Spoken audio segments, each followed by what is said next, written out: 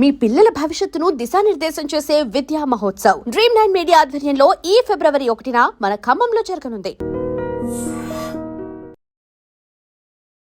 Welcome to iDream media. So జనరల్గా మెదడులో పురుగులు వెళ్ళడం మనం ఈ మధ్యకాలంలో చాలాసార్లు విన్నాము, వాటర్ వల్ల మెదడులో పురుగులు వెళ్ళాయని. అయితే ఇప్పుడు ఏంటంటే ఇద్దరు మృతి చెందారు.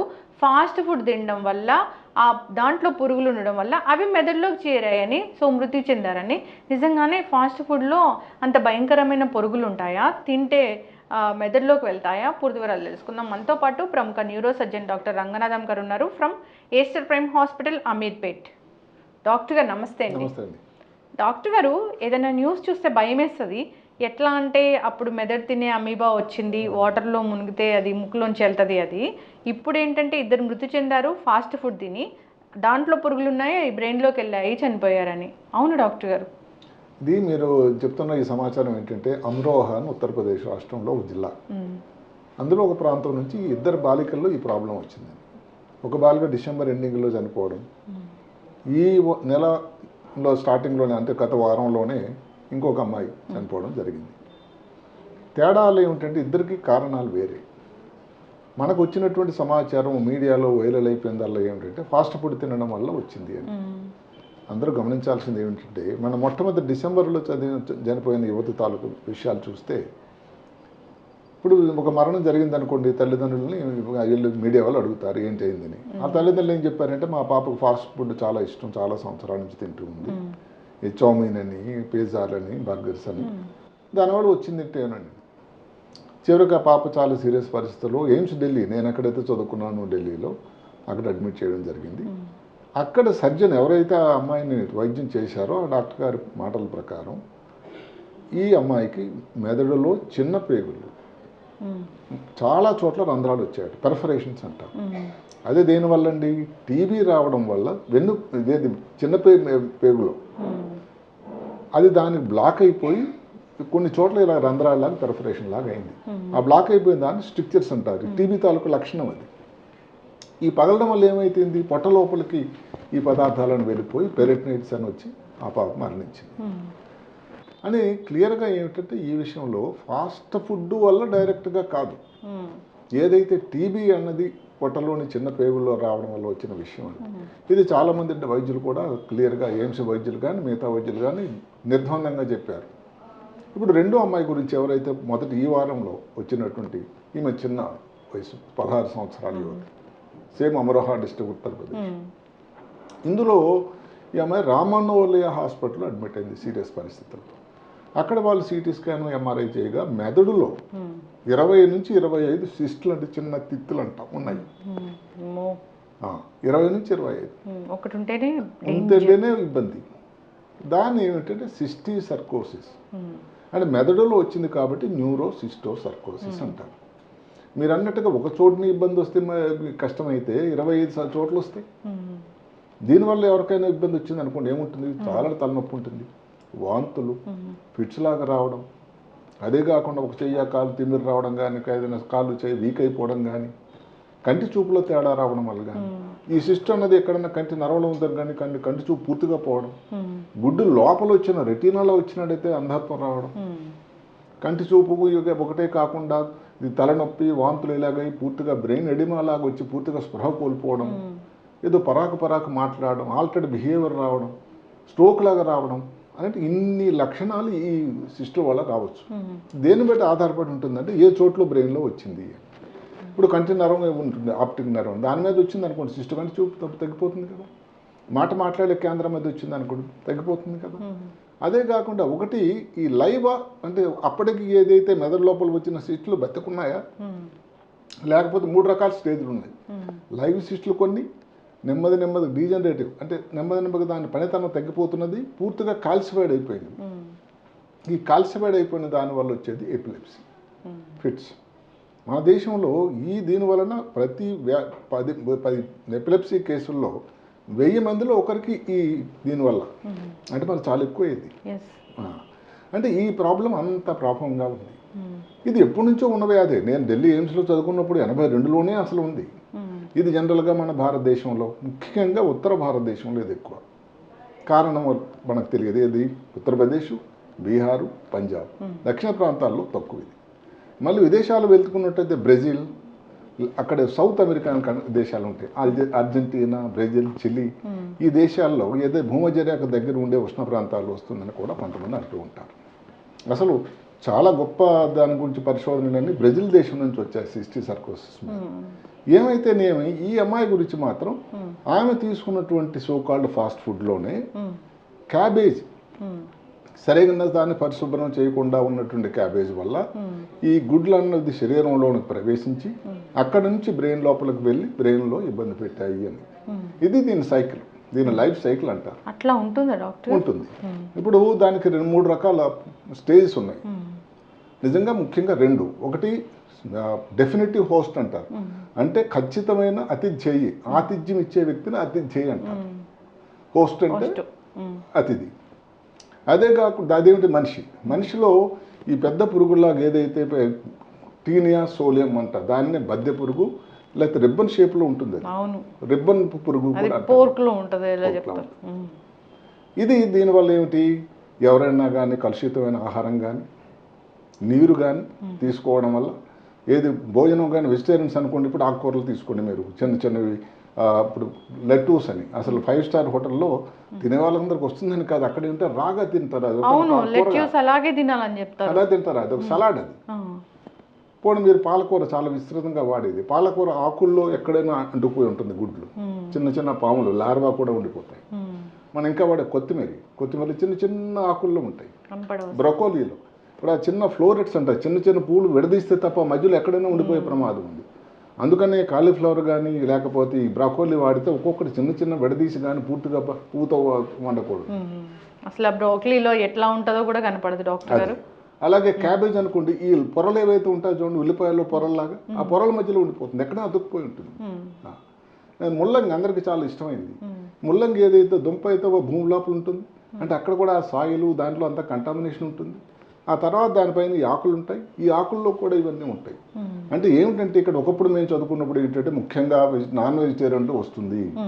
ఎవరైతే ఈ పోర్క్, పంది మాంసం కానీ దొడ్డు మాంసం కానీ బీఫ్ తీసుకునే వాళ్ళు, అది కూడా ఏమిటంటే సరిగ్గా ఉడికించకుండా అన్కుక్డ్, పార్షియల్లీ కుక్డ్ అంట. మాంసంలో కానీ వచ్చినట్టయితే ఈ గుడ్లు అన్న దాని లోపల ప్రవేశించి ఇబ్బంది పెడుతుంది. ఇందాక మనం 2 మాటలు మాట్లాడుకున్నాం, డెఫినెటివ్ హోస్ట్ అని, ఇంటర్మీడియట్ హోస్ట్. 2 మాటలు దాని గురించి చెప్పుకున్నాం. ఎవరైనా డెఫినెటివ్ హోస్ట్ మానవుడు అంటే ఏమిటంటే అక్కడ అందులో పెద్ద ఏదైతే బద్ది పురుగు మాత్రం ఉంటుంది. కొన్నాళ్ళకి ఈ మనిషి తాలూకా మలం నుంచి, ఏదైతే టాయిలెట్ నుంచి ఈ ఎగ్స్ కానీ లేకపోతే దానిలో ఉన్న ఈ రైలు పెట్టేలా చిన్న ఉంటాయి, దాని ప్రాగ్లోటిడ్స్ అంటారు, అవి కానీ వస్తాయట. ఇవి ఏదన్నా ఈ కొన్ని వాటర్లో కానీ కొన్ని ఇంకా ఇలాంటి తీసుకునే పదార్థాల్లో కానీ, ఈ పందులు కానీ లేకపోతే కౌసు కానీ తీసుకుంటే వాటి శరీరంలోకి వెళ్తాయి. శరీరంలోకి వెళ్ళి నెమ్మదిగా గుడ్లు ఏమిటి ఈ వాటిలో ఉండే మిగతా టిష్యూస్లో ఉంటాయి, కండరాలు వాటిలో. ఇప్పుడు అది అలాంటి దాన్ని మనిషి తిన్నాడు అనుకోండి, మనిషికి అది లోపలికి వచ్చేసినాయి కదా. ఈ గుడ్లు వెళ్ళి కొన్నాళ్ళ తర్వాత దాని గుడ్లు ఛేదించిపోయి దాని నుంచి ఎక్కడికి వెళ్తుంది, నెమ్మదిగా ఇంటెస్టైన్లో తయారవుతుంది లార్వా. ఇంటెస్టైన్ నుంచి రక్త ప్రవాహంలోకి వెళ్ళి బ్రెయిన్లోకి ప్రవేశిస్తుంది. బ్రెయిన్లోకి జనరల్గా వెళ్ళేవి చిన్న లార్వాలు కానీ లేకపోతే సిస్టులు కానీ ఉంటాయి. బ్రెయిన్ అనేది చాలా సున్నితమైన అవయవం దేవుడిచ్చింది. అందులో కానీ వెళ్ళి 25 సిస్టులు ఉన్నాయంటే అమ్మాయి ఉండడానికి ఆస్కారం ఎట్లా ఉంది చెప్పండి డాక్టర్. అంటే ఒక టైంలో కానీ ముందే కానీ గుర్తించినట్టే దాని వైద్యం జరిగింది. రామోహన్ హాస్పిటల్లో ఆ అమ్మాయి 9 రోజులు ఉంది, ఏదో సర్జరీ, దాని వివరాలు మన దగ్గర లేవు కానీ ఏదో శస్త్రచికిత్స కూడా చేశారు, అయినా ఫలితం లేకపోయింది. దానికి కారణం వాడు వైద్యులు కూడా చెప్పడం ఇది కరెక్ట్ కూడా ఏంటంటే వాళ్ళు హాస్పిటల్కి వెళ్ళడమే లేటుగా వెళ్ళారు. కానీ బ్రెయిన్లో ఏదైనా ఉన్నప్పుడు తలనొప్పి ఇవన్నీ ఉంటాయి కదా. ఉంటాయి. అంటే అక్కడ ఏంటంటే ముందు వాళ్ళు ఇంకా దగ్గరలో ఏదో ప్లేస్లో వైద్యం చేయించుకున్నారు. అక్కడ ఉత్తరప్రదేశ్లో కూడా వైద్యం చేయాల్సినంత ప్రయత్నం చేశారు. అయితే ఏమిటంటే దాని తాలూకా అవగాహన ఇది అవ్వచ్చు అని, అంటే దానికి కొన్ని మందులు ఉంటాయి. ఆ మందులు ఏమిటంటే ముఖ్యంగా ఇంజక్షన్లు కూడా ఇవ్వాల్సిన లేదు. ఫిట్స్ వచ్చింది అనుకోండి, ఫిట్స్ కోసం మందులు. బ్రెయిన్లో వాపు వచ్చింది, బ్రెయిన్ వాపు ఎడిమా అంటాం, చాలా ప్రమాదం అయింది, తగ్గించడానికి మందులు. అదే కాకుండా ఈ సిస్ట్స్ కోసం ఏదైతే జబ్బు మెయిన్గా ఉందో ఈ పారాసైట్ తాలూకా సిస్టిక్ సర్కోసిస్ కూడా ఆల్బెండజాల్ అని చాలా మంచి జెంటిల్ అని మందు ఉంటుంది. చిన్నపిల్లల్లో పొట్టపేగులన్నీ బయటకు పోవడానికి మందులు ఇస్తారు చూడండి, అలాంటి మందే. ఎంత ఏజ్ లో ఇస్తారు డాక్టర్ గారు చిన్నపిల్లలకి? చిన్నపిల్లలు అయితే మామూలుగా అది పెడియాట్రిషియన్ ఏమిటంటే వయసుని బట్టి ఇస్తూ ఉంటారు. 2 years. పిల్లలు ఎంత యాక్టివ్గా ఆడుకుంటున్నారు, వాళ్ళ గోలలో మట్టిలాడు ఉంటుందా, అది దాన్ని బట్టి ఉంటుంది. లేకపోతే ఒకసారి ఇవ్వాల్సిన అవసరం కూడా పెద్ద పడకపోవచ్చు. ఎవరైనా సరైనటువంటి చిన్నపిల్లల డాక్టర్ని సంప్రదించడం మంచిది. దీనికి మాత్రం ఒక కోర్స్ ఉంది, 1 వారం నుంచి 2 వారాలు. నాకు ఈ ఆల్బెండజాల్ కానీ ఇచ్చినట్టయితే సరిపోతుంది. దానిలో ప్రాబ్లం ఏమిటి, ఈ సిస్టులు తగ్గడానికి పనిచేస్తుంది, కానీ ఆ సిస్టమ్ చంపడానికి వెళ్ళినప్పుడు దాని వల్ల కొన్ని పదార్థాలు వచ్చి బ్రెయిన్ లోపల ఒక రకమైన ఇమ్యూనలాజికల్ రియాక్షన్ వస్తుంది, వాపు. అది ప్రమాదం. దానికోసం అవసరమైతే స్టెరాయిడ్ లాంటి మందులు. ఈ ప్రమాదం వల్ల సిస్టులు ఉండడం వల్ల ఒక ఇబ్బంది అయితే, సిస్టులు చనిపోతున్న టైంలో వచ్చేటువంటి పదార్థాల వల్ల వచ్చేటువంటి ఇబ్బంది ఇంకొకటి.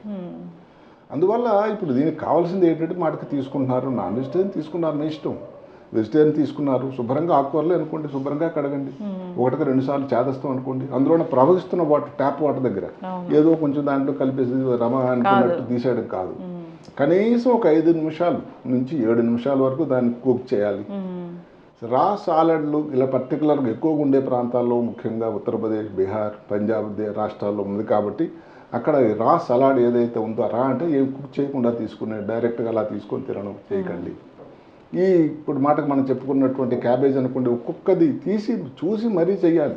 కొంతమంది స్త్రీలు ఇంటి దగ్గర కిచెన్లో చేస్తుంటే చేస్తాం అనిపిస్తాం, కానీ ఇది విన్న తర్వాత అది ఎంత అవసరమో నాకు అనిపిస్తుంది. ఎంత ప్రయత్నం చేస్తారో. లీఫీ వెజిటబుల్స్ అయితే ఫస్ట్ ముఖ్యంగా లీఫీ వెజిటబుల్స్తోనే, ఆకుకూరలతోనే ఇబ్బంది.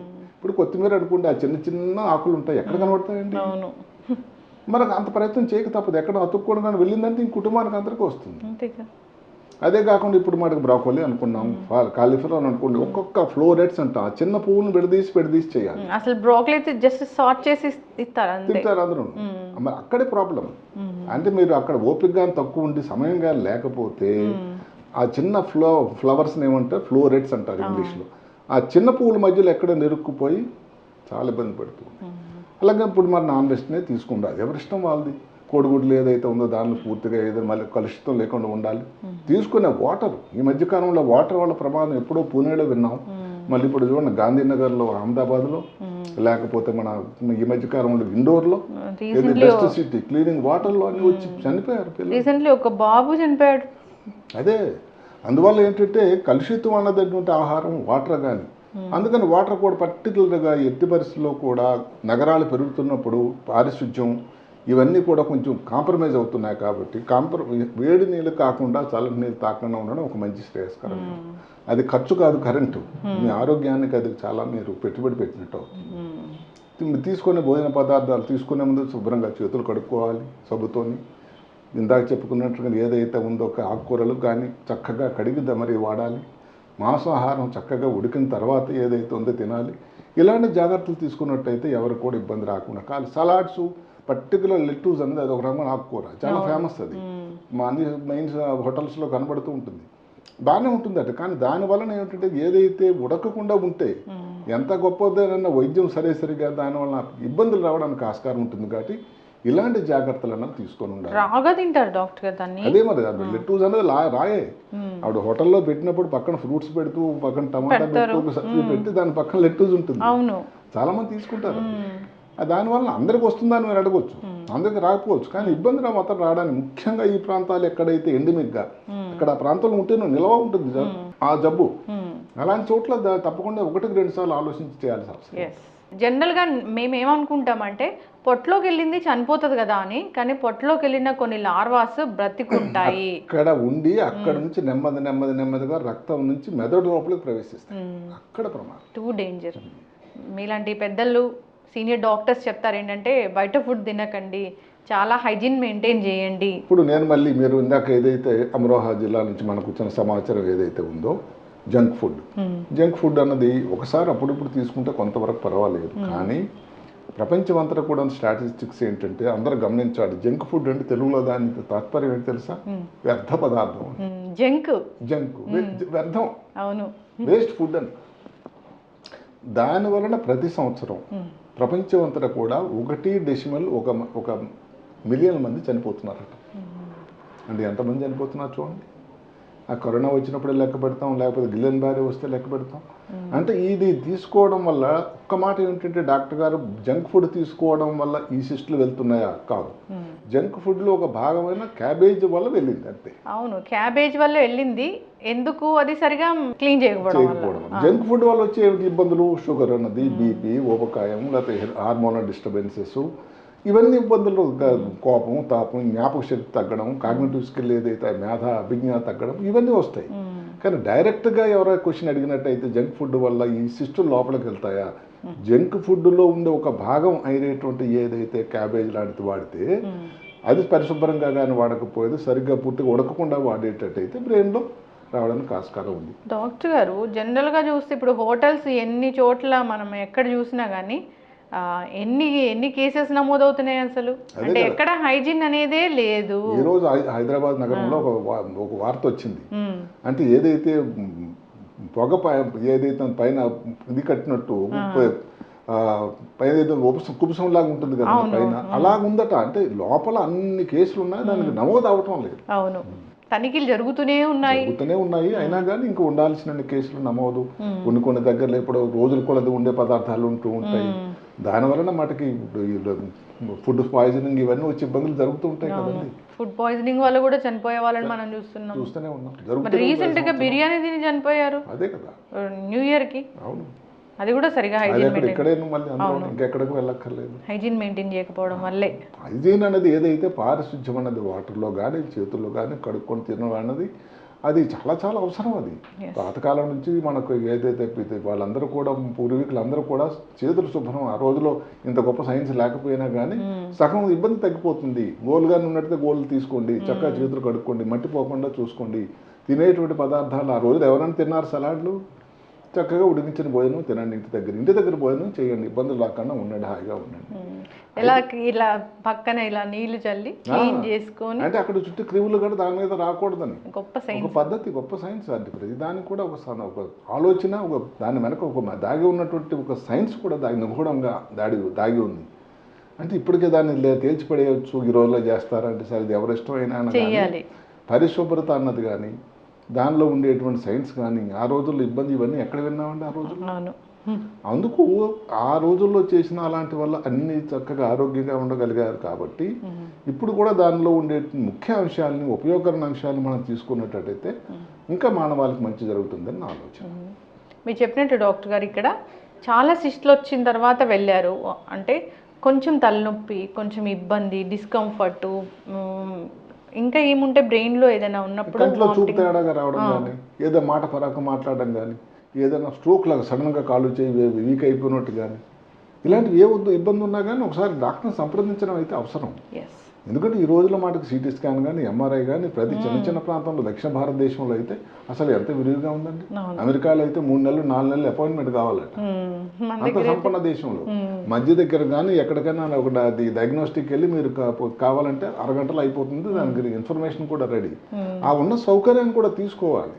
ఇప్పుడు మాటకు అదే రామానోహుల హాస్పిటల్కి కానీ ముందే కానీ వెళ్ళినట్టయితే ఇంకొక మాట గమనించాల్సింది ఏమిటంటే, ఈ సిస్టులు అనేది క్యాన్సర్ కావు, ట్యూమర్లు కావు. క్యాన్సర్ కానప్పుడు వైద్యం కానీ సరైన వైద్యం సరైన సమయంలో అందితే మంచి ఫలితాలు ఉండడానికి ఆస్కారం. పూర్తిగా సర్జరీ చేస్తారు డాక్టర్ గారు ఆ సిస్టులు తీయడానికి? అంటే దానికి కారణాలు ఉన్నాయి. ఇప్పుడు మాటకి 2 రకాలు ఉంటాయి.